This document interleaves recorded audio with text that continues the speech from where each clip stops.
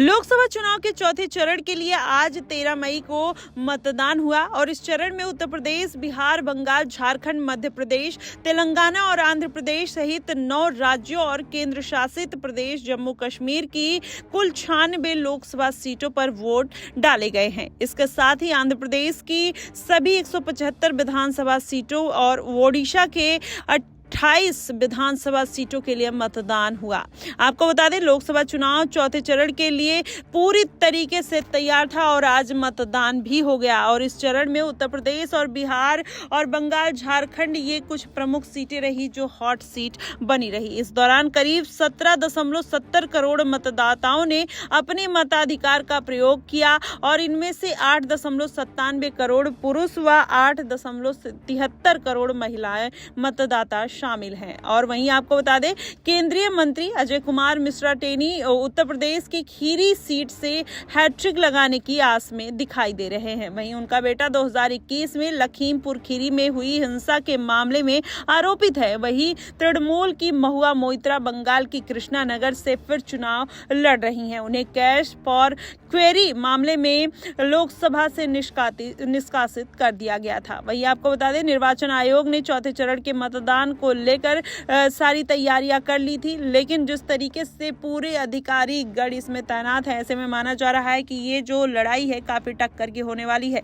और इस मैदान में जिस तरीके से ओवैसी और अखिलेश यादव और तमाम जो ऐसे पीडीए की राजनीति करने वाले दलित नेता हैं, कहीं ना कहीं उनमें एक होड़ देखने को मिल रही है। आपको बता दें, और इस तरीके से जो पूरा समीकरण बन रहा है उसमें अखिलेश यादव कन्नौज लोकसभा सीट से चुनाव लड़ रहे हैं। वहीं भाजपा के उनके सामने मौजूदा सांसद सुब्रत पाठक को फिर मैदान में उतार दिया गया है। गिरिराज सिंह बिहार के बेगूसराय से भाजपा के टिकट पर चुनाव लड़ रहे हैं और उनके सामने वहां पर अगर बात कर लिया जाए तो भाकपा के अवधेश कुमार मैदान में है। वहीं अर्जुन मुंडा झारखंड की खूंटी सीट से भाजपा उम्मीदवार है और कांग्रेस ने उनके मुकाबले काली चरण मुंडा को मैदान में उतार दिया है। वहीं अगर बंगाल की बात कर ले तो अधीर रंजन चौधरी बहरामपुर लोकसभा सीट से कांग्रेस की तरफ से मैदान में है। वहीं टीएमसी के इसके सामने क्रिकेटर यूसुफ खान को तो भाजपा ने निर्मल कुमार को मैदान में उतार दिया है। शत्रुघ्न सिन्हा बंगाल के आसनसोल से टीएमसी के उम्मीदवार है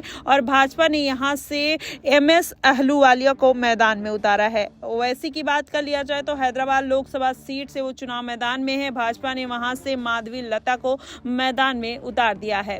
अब ऐसे में ये पूरा जिस तरीके से समीकरण बनता हुआ नजर आ रहा है, कौन इसमें से जीत हासिल करेगा ये अभी तय होना बाकी है। लेकिन जिस तरीके से पूरा समीकरण बनता हुआ दिखाई दे रहा है, इस बार भाजपा फिर से उन सीटों पर कब्जा करते हुए नजर आएगी जिस पर इंडिया गठबंधन अपना हक जमाया करती थी। कहीं ना कहीं इंडिया गठबंधन इस बार पीछे चल रही है। वैसे में माना जा रहा है कि अखिलेश यादव को इस बार की सीटों में काफी खामियाजा देखने को मिल सकता है, क्योंकि लगातार जिस तरीके की बातें निकलकर सामने आ रही हैं, जिस तरीके से पूरा सर्वे सामने आ रहा है, ऐसे में माना जा रहा है कि इंडिया गठबंधन इस बार फिर से अपनी सीटों को लेकर कहीं ना कहीं दुविधा में है और कहीं ना कहीं अपनी साख होता हुआ नजर आ रहा है। वहीं भारतीय जनता पार्टी जिस तरीके से सभी सीटों पर अपने समीकरण बनाते हुए नजर आ रही है, तो माना जा रहा है कि भाजपा पिछली बार के चुनाव से भी बेहतर इस बार कर सकती है। मायावती की बात कर ले तो वो भी मैदान में उतर चुकी हैं। तो ऐसे में कहीं ना कहीं जिस तरीके से ये पूरी पीडीए की राजनीति है वो पूरी बदलती हुई नजर आ रही है, जिसमें पल्लवी पटेल, अनुप्रिया पटेल और